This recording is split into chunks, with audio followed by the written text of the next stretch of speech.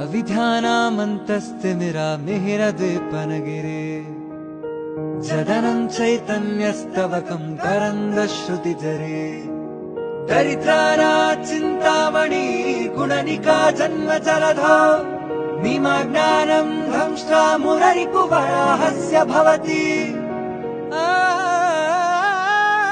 आत्मा रामानन्दरमण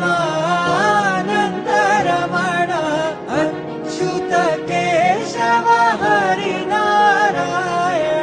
आत्मा रामानन्दरमण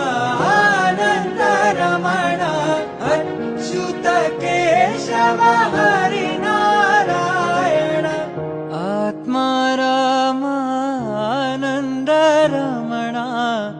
अच्युत केशव हरिनारायण।